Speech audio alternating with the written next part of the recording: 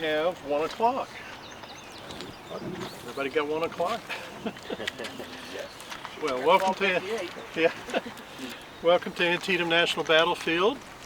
My name's Mike Gamble, one of the park rangers here, and this is the last in a series of spring hikes that we as a staff here at the battlefield have been presenting. And so the topic today is the Burnside Bridge, or the Rohrbach Bridge, or the lower bridge, different names for the bridge that we see there. But before we go on, we've got to wish everybody Happy Mother's Day. Happy Mother's Day to everyone. Happy Mother's Day. When you think of the moms that sent their sons here to what will be the bloodiest one day in American history, and getting word as to the demise of their son in these very violent battles, in one-day battle, but the different parts of the battle, and reading the casualty lists and so forth, heartbreaking. Same as it would be then, same as it would be now. I passed out a map, and on one side we have a big picture of the bridge and the Antietam Creek as it comes from the north down to the bridge, and then meanders its way down to Snavely's Ford, and then goes into the Potomac River about 3 miles south of Sharpsburg. The Antietam Creek, beautiful creek. We get a lot of folks that like to canoe and kayak down the creek with the large sycamore trees and the water willows and the blackberry bushes and all of it. It's very scenic. A lot of people enjoy that. So I don't know if we'll see anybody today, but yes, we have kind of a reputation to go on the Antietam Creek. I was doing my research, of course, and you know, the bridge actually was one of the main routes to get to Royersville on the other side of Pleasant Valley here. So if you were down here in 1960, this is what you would see. The cars waiting to get across the bridge, okay, to get across the bridge. So it was the main route to go in that direction to the east of us, to a little town called Royersville, until the state of Maryland built a bypass road. And the bypass road is on the other side of the trees that you see there. When we get down there, you'll probably hear some traffic. So by them doing that, then this became part of our tour road. The bridge itself was built in 1836 at a cost of $2,500. Now, about 10 years ago, the bridge was falling apart. The foundation was corrupted. Something had to be done. We had to dam up the Antietam Creek, take the stones apart, number them, get in there, fortify the foundation, then put the stones back. And it wasn't $2,500 when the bill came due. It was over $1 million. But the folks that did that, the skilled craftsmen that rebuilt the bridge, did a wonderful job. They even put the siding up there just as it was back in 1836, the wood planking for the drainage and the runoff. On the other side, of course, is the famous witness tree that we can see from here. That huge, majestic sycamore tree. When you look at pictures of the bridge, you can very clearly see the witness tree. Right there it is. This was taken just a couple of days after the battle. Not so big back then as it is now. But this area here, the folks, there's a lot of German Baptist brethren. They would come down here and do their baptisms. One of the biggest events in the 20th century was the 75th anniversary of the Battle of Antietam in 1937. In September of that year, well, actually the whole year, there was just thousands of people came here. Again, doing research, I found then in October the following month, in 1937, there was quite a sensation when they found close to 2 acres of marijuana on the other side of the Antietam Creek. And, what year was that? 1937. So, part of it was on federal property and part of the crop was on private property. So, a combination of law enforcement and park folks and volunteers, they burned the marijuana, okay? But they didn't get all of it, because the next year they had to come back and clean it out again. So, that caused quite a sensation.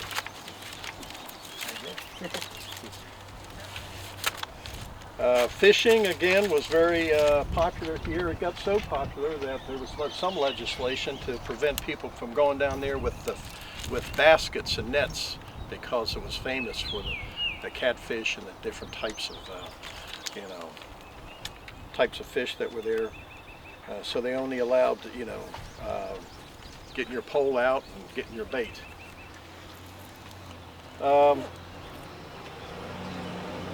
So that gives you a little bit. There were 3 stone bridges across the Antietam. Of course, this is known as the lower bridge. As you cross on Maryland Route 34 going toward Boonesboro, that was the middle bridge. It's now a modern bridge.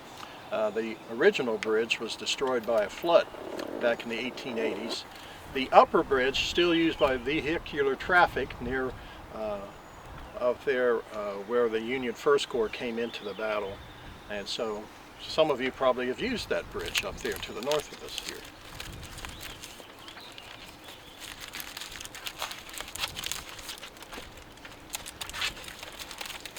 Now, one of the things that we want to cover here today is basically to try to get to the root of some of the problems, some of the debates that we have here. As a park ranger here, the first question we get asked first, of course, is where's the restroom? But if we bring anybody down here, it's, well, how come they didn't just wade across the creek when the Union Army attacked the Confederates up here on the bluff? Why didn't they blow up the bridge? Why is it that they couldn't find another usable ford? So we're going to just address some of these questions that you may have. There's still a lot of debate about how the Union Army kind of was able to mess up their original plan. It seemed like a good plan, but it just seemed like it started falling apart from the get-go, and mainly the big problem was the communication. The communication in McClellan's army as well as in the 9th Corps. So what we want to do right now, we're going to walk down to the bridge, maybe get a little bit of shade, and then we're going to talk a little bit about the terrain. But as we look here before we go down, you can just see how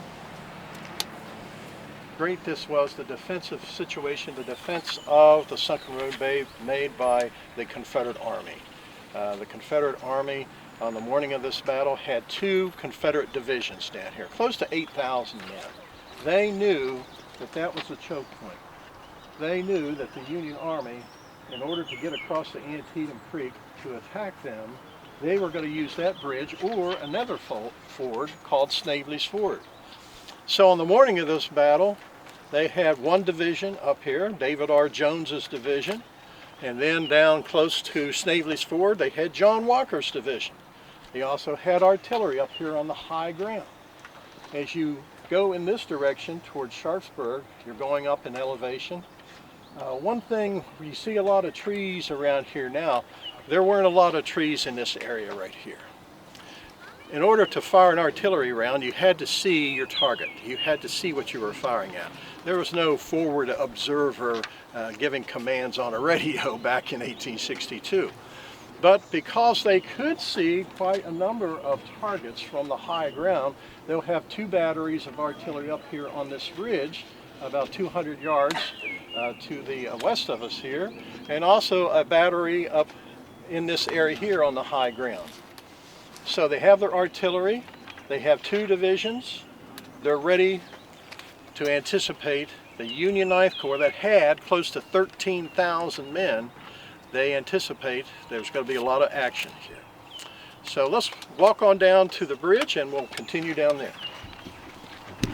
100 soldiers. So David R. Jones has to make do with what he has.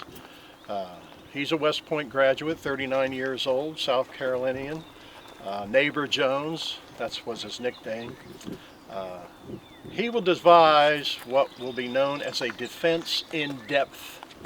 In other words, he will not keep his 2,600 men up here close to the creek, but he is going to send down a brigade of soldiers, Robert Toombs's brigade, 2nd, 20th, and 50th Georgia, and a couple of companies of South Carolinians. But altogether, we're only looking at around 500 soldiers. But they have terrific position, so they're going to take advantage not only of the height of this ridge here, the bluff, but also, as we get across here, we can see a little bit clearer. There was an abandoned quarry pit where stone was quarried to build the bridge. Another ready-made rifle pit.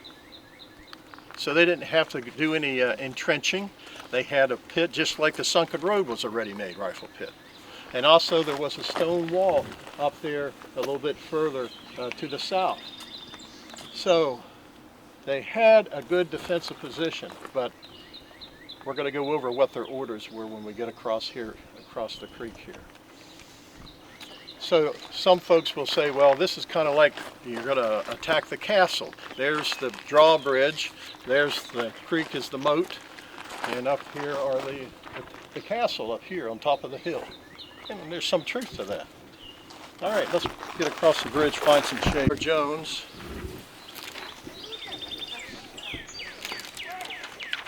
David R. Jones, you know, before, as the story goes, a lot of the families knew each other. Jones married this lady who was the daughter, or was a niece of Zachary Taylor, and her sister married a young Union officer. His name was Henry Kingsbury, and he's in the 11th Connecticut. So we're going to talk about Henry Kingsbury here in just a few minutes. There's Robert Toombs. Robert Toombs wanted to be the president of the Confederacy. That was his desire. He was a former U.S. congressman, a U.S. senator, and then when the Confederate States seceded, he thought he was the best choice to be the president. Well, they selected Jefferson Davis, but he became Secretary of State for the Confederacy. But he'll resign that position because he wants to further, as they would say, further his military aspirations by taking some time in the military. He did not like the professional officer corps, especially if they were West Point graduates. For whatever reason, I don't know how he felt about that, but he felt that they maybe thought they knew too much, or maybe a little bit more arrogant than they should be. Now Toombs, let me just say what his orders were. Toombs again was told by David R. Jones to put his men, the regiments, not all of his regiments, he had a couple of regiments that are protecting some of the supply lines, to put themselves in position up there on this ridge. In other words, to occupy the most eligible position he could find on the creek in order to prevent the enemy from crossing the river. That's what they said, the river. From this position, he said, I was ordered to fall back when it should become necessary by my right flank and to hold a hill about 400 yards below the bridge, as long as it might be practicable, and then to fall back and take position on the right in line of battle. So basically, he's going to do what he can, and then when conditions are such that he has to fall back, then he would fall back. So do what you can and then fall back, a fallback position, a defense in depth. So up there on the ridge, about 800 yards further to the south, we have the Harper's Ferry Road. So Jones has got to keep the rest of his division up there on that high ground. Now, why did the Union Army come down here? Well, this was part of McClellan's plan of battle. His plan of battle was to move most of his Army of the Potomac to attack across the upper bridge and to move against Confederates' line of battle to the north of Sharpsburg. There was no Confederate presence at the upper bridge. Lee knew that. That's why he anticipated that that was where McClellan was going to attack. McClellan will send his 1st Corps, followed by the 12th Corps and the 2nd Corps, as they begin hammering out the Confederates there north of the Dunkard Church. That was part of his plan. The other part of his plan was to send the Union 9th Corps down here on his left, and then to, as he said, to create a diversion. He said to attack the enemy's left and to create a diversion on the right with the hope of something more by assailing the enemy's right.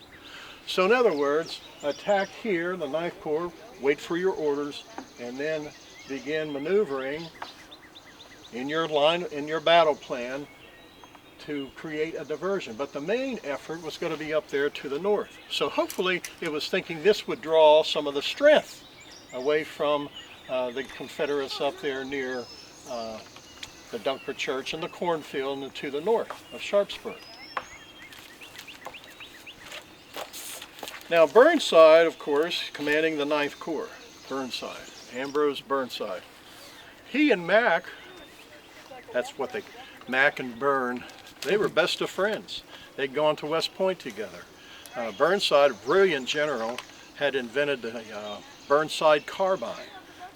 Looked like he was going to be a millionaire, but the Secretary of War changed the contracts, and he went belly up. He had to sell the patent for his weapon that was destined to make him a millionaire.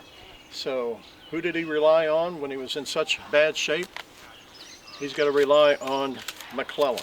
McClellan's going to offer him a job on the Illinois Central Railroad.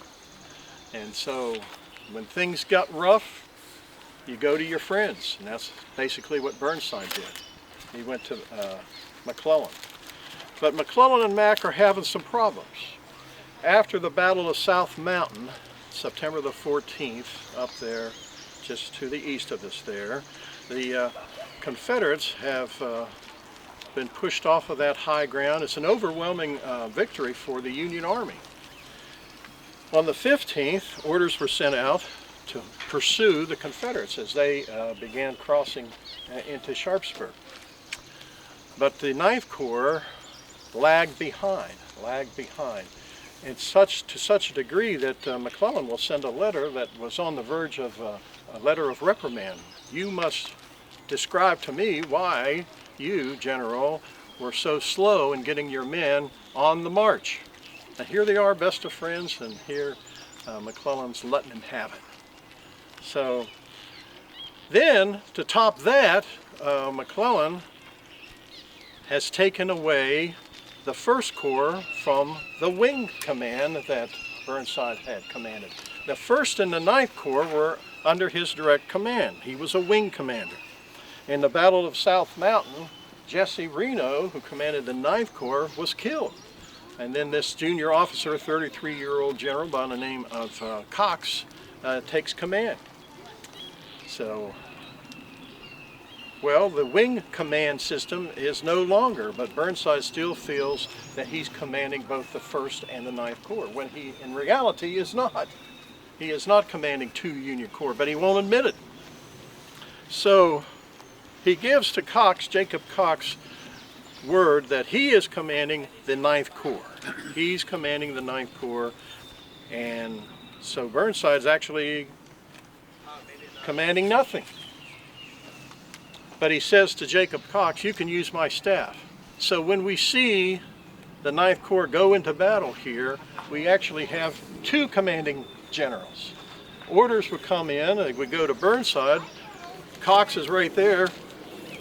Here, General Cox. So it's like, who's in charge? Does Cox have the confidence to act on his own? The answer, of course, is no. This will delay a lot of the communication. Jacob Cox, the 33-year-old lawyer from Ohio. Didn't have any military experience before the Civil War, but he's one of these guys, the natural leader, quick learner, so to speak. So we see now the 9th Corps, they had 4 divisions. They had Samuel Sturgis's division, they had Rodman's division, they had the Kanawha division, and they had Orlando Wilcox's division. 4 divisions, close to 13,000 men. So, the night before this battle, actually the day before this battle, McClellan is going to tell his chief of engineers, James C. Duane, to inform the Ninth Corps as to where they should put their troops in position. Now, James C. Duane, he's a captain, but he's the chief engineer. That'll be his responsibility to tell the soldiers in the Ninth Corps, division commanders, to lay out on the Antietam Creek where they should be able to get across the Antietam Creek.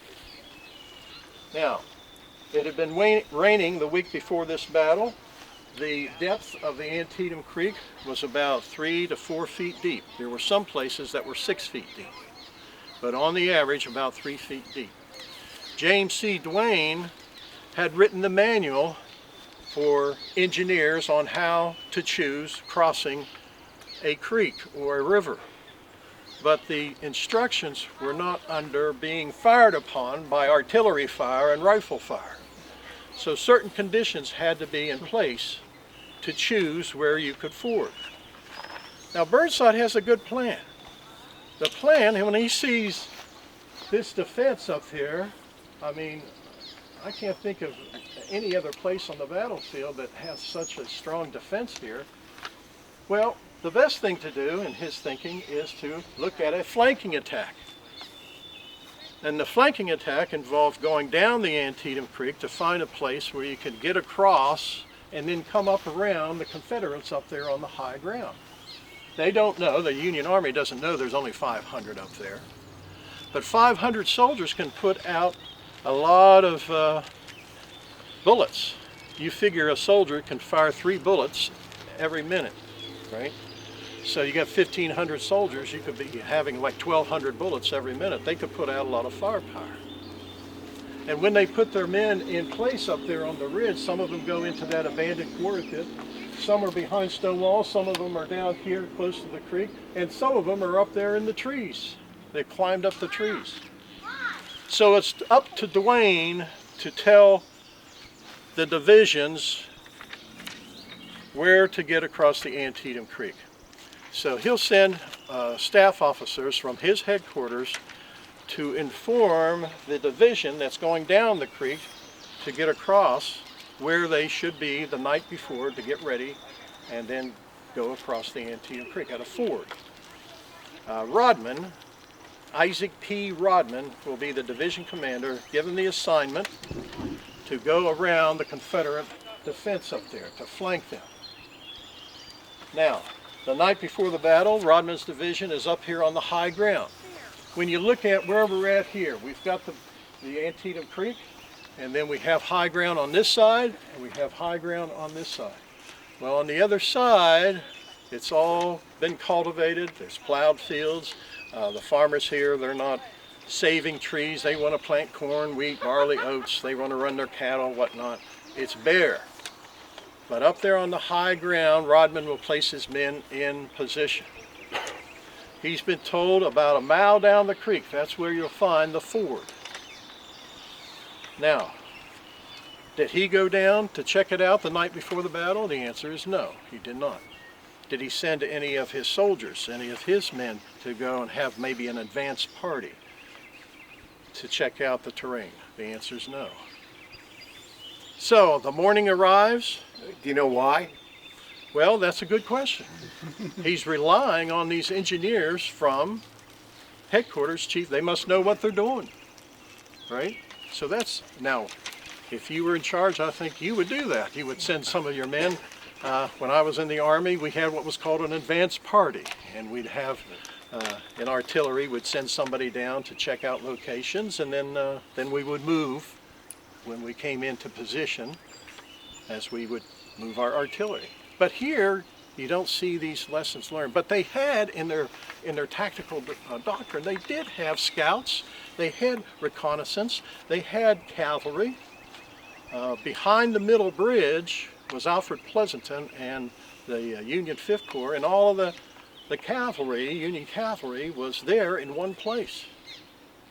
The Confederates had cavalry on the ends of their line of battle. Munford has his cavalry down there checking to make sure nobody does a surprise flanking attack. So the Confederates knew where to put their cavalry. So be that as it may, the morning comes, and as Rodman gets ready to get in position. Now, the attacks will not start until around 9 o'clock. The warning order goes out about 7. And at 7 o'clock, Rodman's division's ready to go. But when they look at the ford that was pointed out to them, they are seeing these high cliffs down the creek here, about 3/4 of a mile, sheer cliffs, even steeper than what we see here.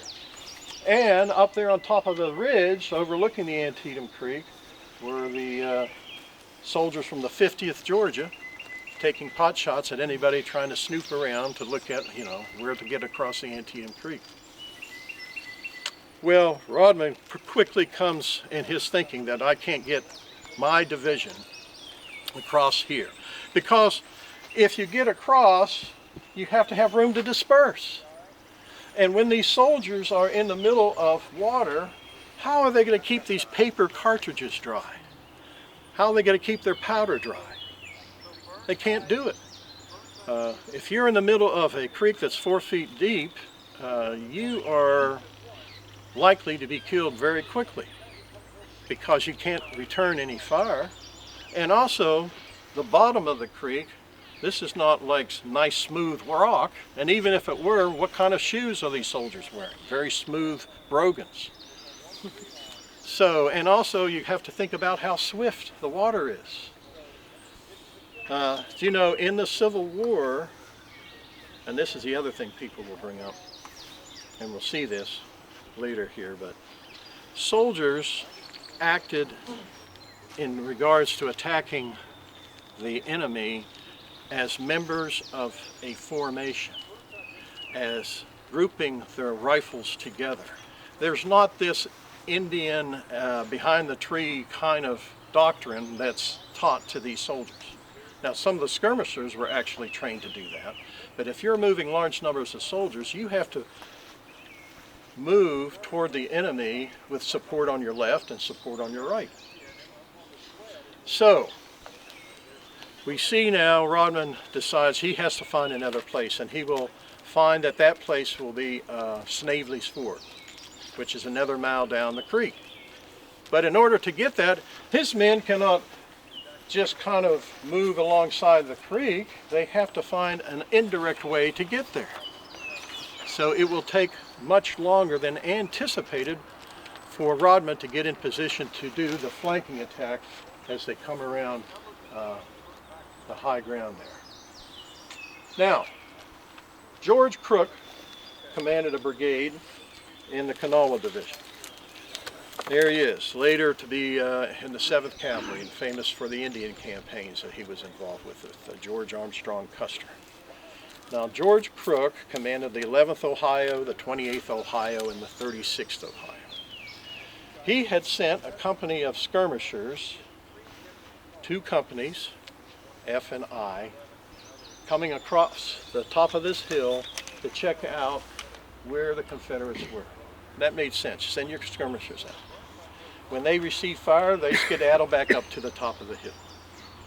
But the 11th Ohio and the 28th Ohio will be the 2 regiments that will be picked out to lead the attack, coming off the top of that hill.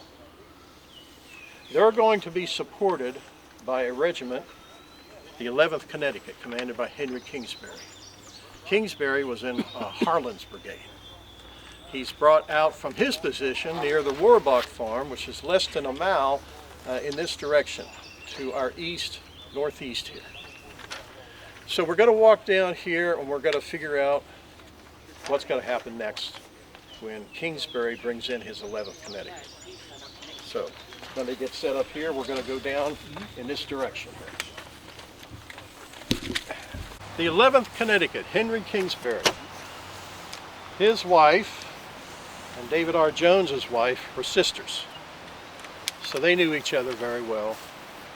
The 11th Connecticut will be ordered by Burnside / Cox to support the attack that was to be made by George Crook. But George Crook is not in position yet. He'll later say, well, if they told me where the bridge was, if they wanted me to take the bridge, they should have told me where it was at.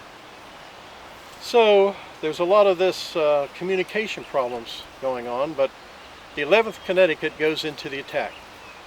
As they come over this ridge here, they're going to go through this part of a plowed field headed toward the bridge, with companies stretch out from left to right, Company A through I. Commanding Company A, Captain John Griswold, will see his men now taking heavy fire from up there on top of the ridge. He's not quite sure what to do. So what does he do? He draws his saber, says, follow me, and he jumps in the water, hoping that soldiers will follow him. Well, as he jumps into the water up there on top of the ridge, those Confederates now are firing round after round to stop him. Eventually he'll be shot 4 times. He makes it across the creek. He's still surviving. 4 soldiers from his company wade across, grab the body. It's all soaking wet. He's unconscious. They drag him back to where he tried to get across the creek. He'll die later that day. Even General Burnside will visit Captain Griswold. Kingsbury, he was out in front of his troops. He'll be first shot in the leg, then in the arm, and then as they're trying to retrieve his body, he's shot in the back. He'll later die that evening. Kingsbury's legal advisor was Ambrose Burnside. Burnside knew Kingsbury's father. He had died in 1857, and so Burnside and Simon Buckner were the 2 financial advisors for Henry Kingsbury. Henry's wife was expecting that December. David R. Jones is interviewing some prisoners later in the day, and he finds out that Kingsbury was severely mortally wounded and later will die that evening. So the attack of the 11th Connecticut, meant to support George Crook's brigade, fails miserably, and they will then retreat back up to their starting points up here near the Rohrbach farm. Okay, let's go up here. Company A, graduate from Yale University, 1857. When the Civil War starts, he's in Honolulu, in Hawaii.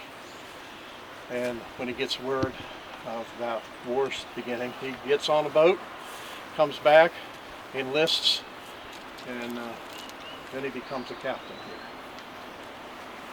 here. Another person I want to point out here is Alvin Flint Jr. I'm going to show you a photo of Alvin Flint.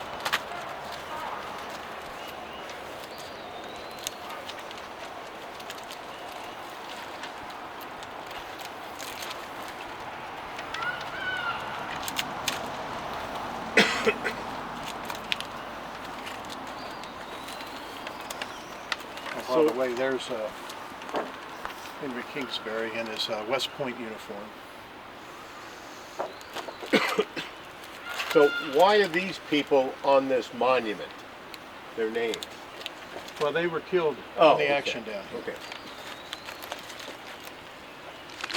So you don't have all the casualties, but you have KIAs right here. Okay. Here's Alvin Flint. He's only 17 years old. I look at that photo and he looks like one of the high school kids that I used to counsel. I was a school counselor for 32 years. And, you know, a young teenager that probably has a whole life ahead of him trying to figure things out. Well, one of the things, he sees his friends joining the Union Army, gets permission to join up, and ends up down here. Tell you a little bit about Alvin Flint. One of 2 sons of Alvin and Lucy Flint. So he's junior and his father's senior. He enlisted as a private in the 11th Infantry, October of 1861. But that December, his mother died of consumption. She was only 50 years old. Then that January, his 15-year-old sister, Evelyn, she died of consumption in East Hartford. In August of 1862, Alvin Sr. and his youngest son, who's 13 years old, they enlisted in the 21st Connecticut. And they were serving near Sharpsburg, and he got permission to go search for the grave of his son. He never found the body, but the body had been sent back to East Hartford by someone else. But in the middle of his search, he wrote this letter to the Hartford Courant, the newspaper. He said his unit was sent to Frederick City and remained there for 2 days and then marched to Sharpsburg.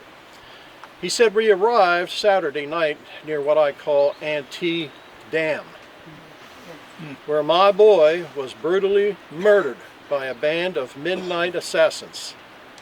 Oh, that I could revenge on them as Samson did upon the Philistines. I was leaning upon that dear boy as a prop in my declining years. But if my life is spared, I shall knock out some of the props that hold up this uncalled for and worse than hellish wicked rebellion. Hardly had the sadness of the death of my dear daughter in January worn off when this sad calamity should come upon me. Alvin Sr., the one who wrote the letter, will die of typhoid fever in 1863, and his other son, George, will die 5 days later. So in the 3 years since Alvin left, the entire family was dead. Well, the attacks have not been successful. So now Samuel Sturgis will say to Nagel's brigade, it's your turn. The 2nd Maryland, the 6th and 9th New Hampshire, 48th Pennsylvania, were located on the road to the Rohrbach home and farmstead. So if you check your map, you can see where the farmstead was located. Henry Rohrbach.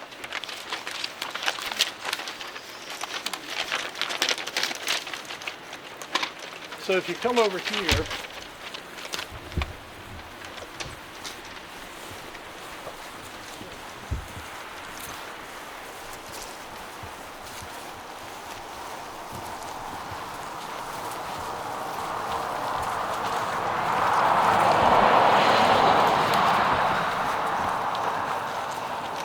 you can see kind of the road.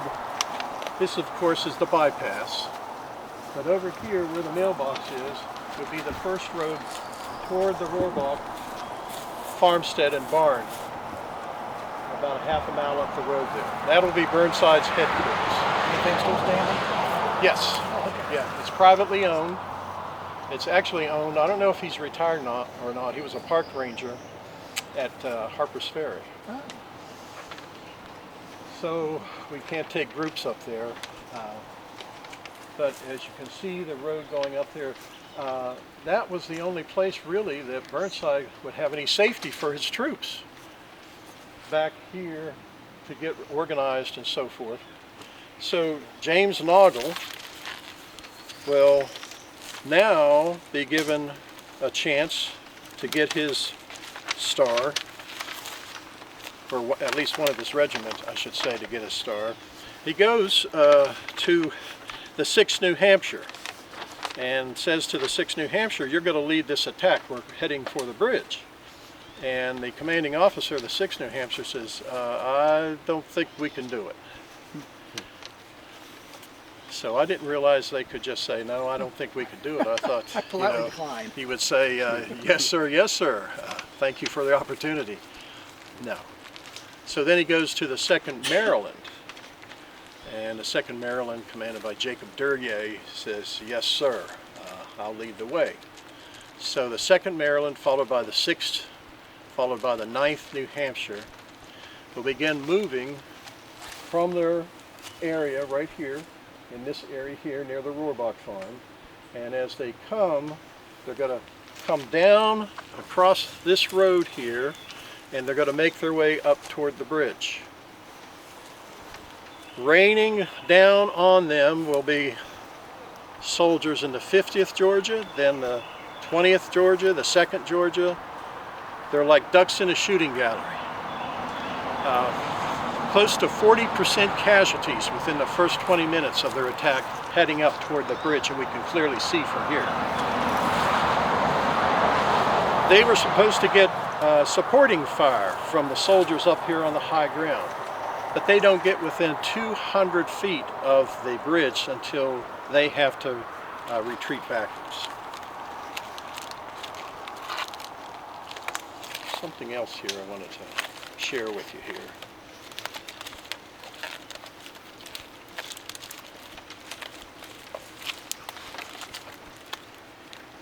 Now the Rohrbachs, they had gathered up there in the farmhouse for safety on the morning of this battle.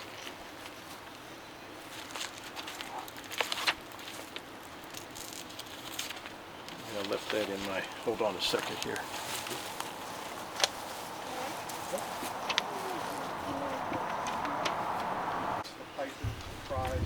Well, the Rohrbachs had a different situation. Unlike the Roulettes and the Mumaws, they didn't clear out. Henry Rohrbach and his twin brother was ordered by Burnside to leave their farmsteads and note, we're going to stay there. But they let the extended family leave, the mom and the granddaughter. This is what the granddaughter said after they were ordered to leave. She said, "We were soon on our way. Grandfather, his brother, and the colored people stayed at the house. We had the orchard to cross first. The bullets were whistling all around us. One went through my father's hat, and several went through our curtains on the carriage, but passed us by. Then I heard a terrible whistling and an explosion which sent the earth and stones in every direction, which I was told was a shell exploded. It was not very far from us. Safely to the home of a good neighbor at the foot of the mountain is where we finally arrived, where we were out of the line of battle. Eventually they would go all the way to Boonesboro, but they were right in the thick of things right over here. But these, the Rohrbachs, they're going to stay there and keep an eye on all of their worldly possessions. Okay. Pipes that you saw as you walked by there. But there was a meeting where they discussed planting an assortment of hardwoods and so forth to re-energize the habitat. And of course, there was a discussion, there was a debate, but the trees won out. The trees won out. They don't always win out, but they did in that case. So there's thousands of those trees that are being replanted. So, you know, 20 years from now, you'll have a nice wooded area all the way around there. Yeah. But during the battle, that was all bare. And Including this area? well, there was some trees on the foot of this ridge right here. And up here a little bit of, if you look at the map there, you can see a little bit of where the trees were at. So it did afford some cover and concealment. But look how close we are to the Confederates. We're less than 200 yards. We're still within the range of small arms. And again, they're now, and when the battle is over, Yeah. there's going to be 500 Union casualties and only 120 Confederate. So with only 120 casualties, you could say they put out a steady base of fire out there through the first 3 hours of this battle. But there you can see the bridge was 120 feet long and 12 feet wide. Wide enough for 4 soldiers with their accoutrement and their musket to run across the bridge 4 abreast. And remember, this type of tactic is Civil War tactics. You move soldiers in formations. You're not concerned about sharpshooting or marksmanship. You want to have mass your rifle fire together. And so when we see the 11th Connecticut, then followed by Nagel's Brigade, as they came into the battle, the 2nd Maryland came through those fences that we went through. They headed up there. They didn't get beyond the bridge when they were getting all that flanking fire, and so they were driven back. So now these attacks started at 10 o'clock. There's a lull in the battle. General McClellan is beside himself. What's going on the other side of Sharpsburg? 9 o'clock, the attacks begin into the West Woods. 9:30, the Sunken Road. William French moving his troops toward the Sunken Road. So McClellan, he's been able to see that from his headquarters there at the Pry Farm. He knows that the situation down here by the lower bridge is such that if the 9th Corps can get their men and attack up toward the ridge, that will draw off Confederates that have been holding out up there, the Sunken Road and the West Woods. So what started out as a diversion is now changing. So it is changing. So it's becoming more important. So what does he do? He sends officers down from his headquarters to find out what's going on. Is he across the bridge? No, sir. No, sir. Do you see any movement? No, they tried, but it's not successful. He even sends the IG down, Colonel Delos Sackett. He has orders that he could relieve Burnside of command. Was it Burnside or Cox? Well, McClellan's still saying Burnside. So now we see pressure on General Sturgis to try again, and that's where he'll go to one of his brigades, Ferraro's brigade, to take the bridge. Edward Ferraro. I used to say the Arthur Murray of the Civil War, but then people say, who's Arthur Murray? They couldn't figure that out. Well, Arthur Murray had his very popular dancing shows, for those of you that are a certain age, okay? Maybe the Dancing with the Stars now is a better acronym, but he and his dad owned a chain of dance studios there in New York. But he got actively involved in the militia, New York militia, and also he was very popular with Tammany Hall, the politicians there.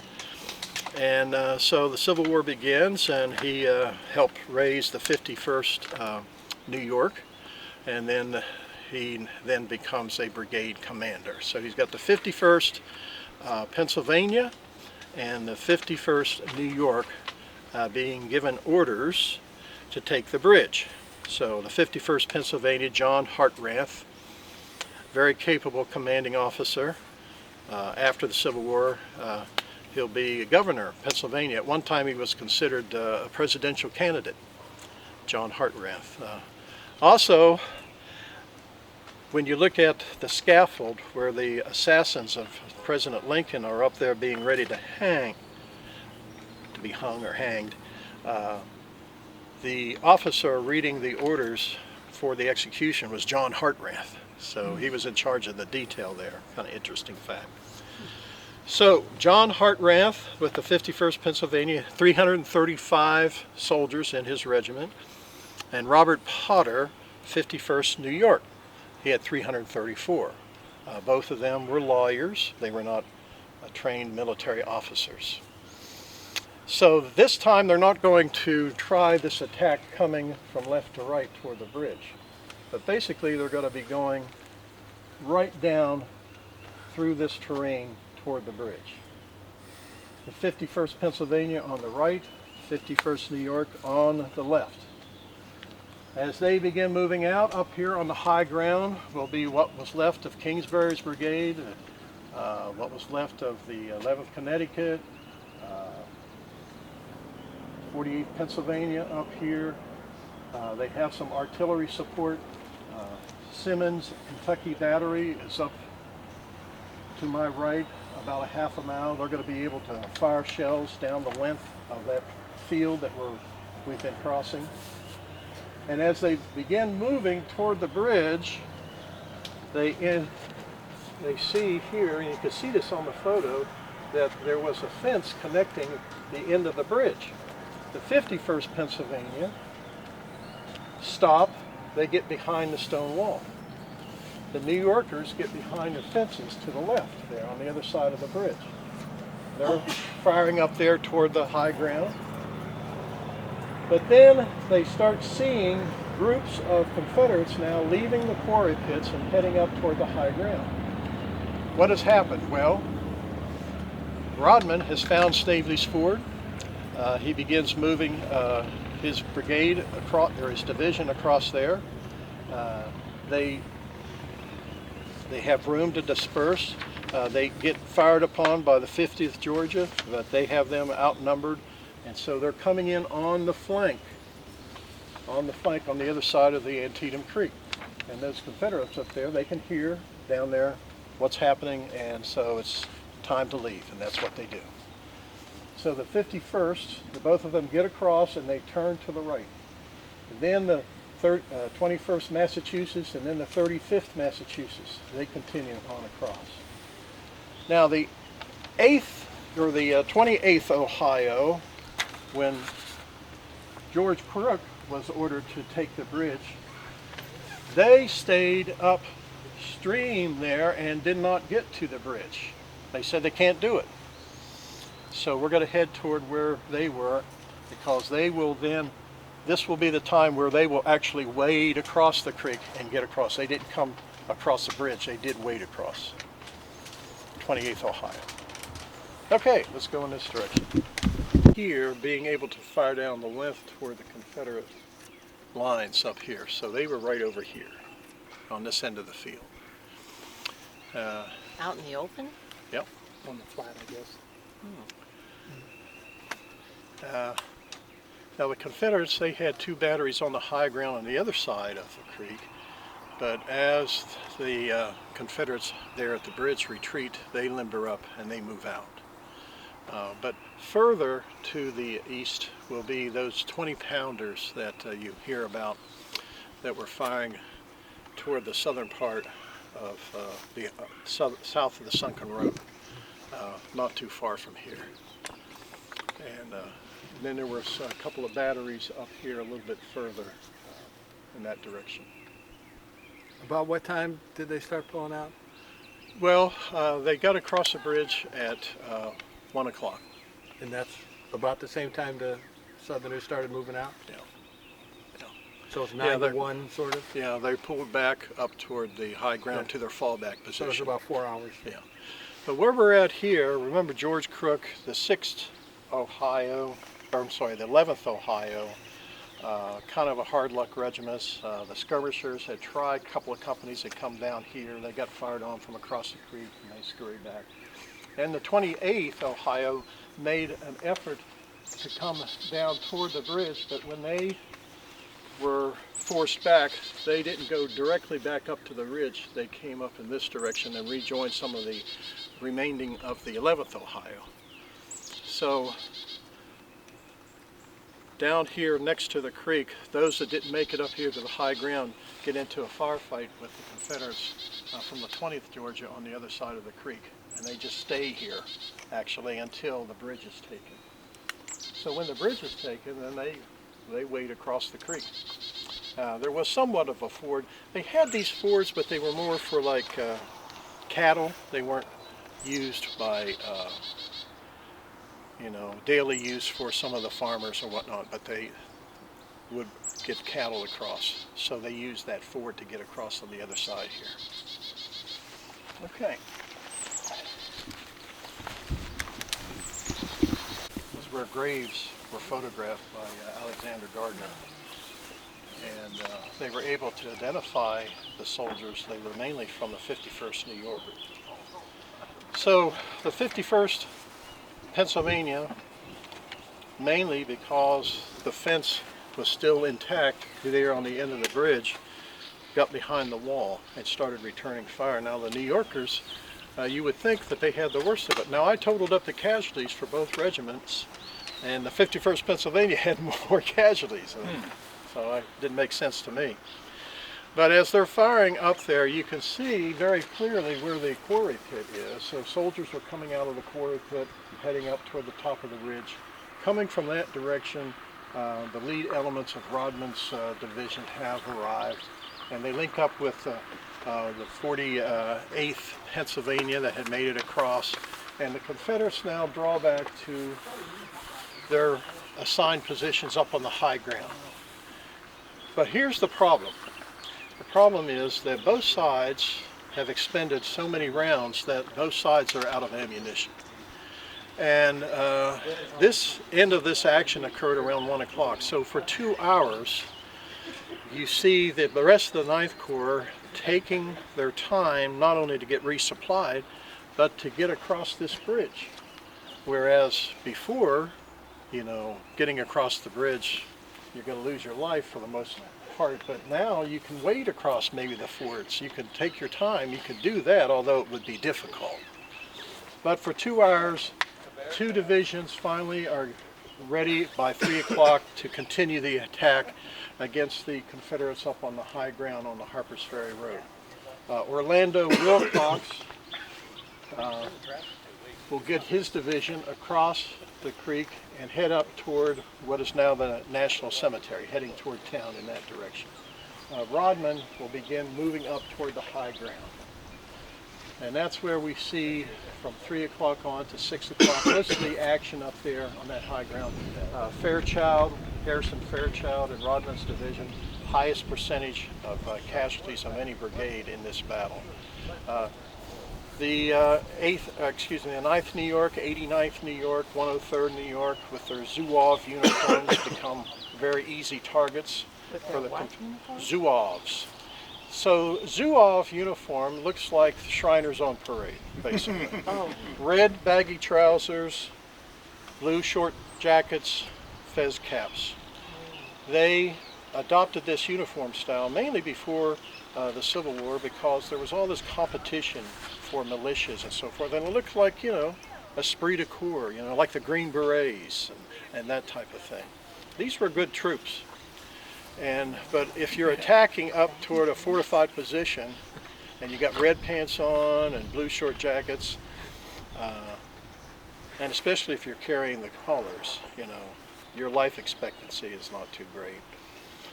So, but it looks like that those attacks are achieving success. But at 2:30, prior to the attack, General A.P. Hill finally arrived to report to General Lee. Now, A.P. Hill rode ahead of his division, had been left down to Harper's Ferry, take care of the surrender. But he's not with the troops. He gallops ahead of his troops, reports to Lee. Lee says, bring him in over there, which is Miller Sawmill Road, coming in on the flank.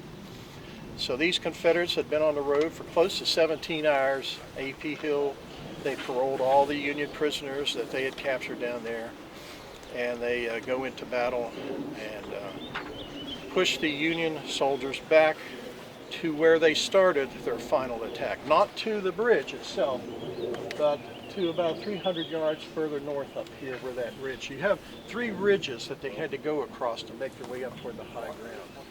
So they were pushed back. It's 6 o'clock. Bloodiest day in American history is over. But here at the Burnside Bridge, there were so many unanswered questions about why did it take so long to find where Snavely's Ford was. Could they have been ready to get across Snavely's Ford at 7 in the morning, at 8 in the morning? Or the attack order didn't come, it was dated 9/10, so the attack really actually started at 10. So they could they have been ready at 10 a.m. to move across Snavely's Ford? So these Confederates up there, if they had heard all that firing and combat down there, how long could they have held out against these regiments that were trying to, you know, get across? Nagel, the 11th Connecticut and Nagel's brigade, and the 251st. So I would say that if Rodman had been there at 10 o'clock, the story of this battle would have been different. Who's to say that the Union Army might have made their way down to Boatler's Ford, and when A.P. Hill was coming into Sharpsburg, they're waiting on him. And probably that's what could have happened. But that's not to be.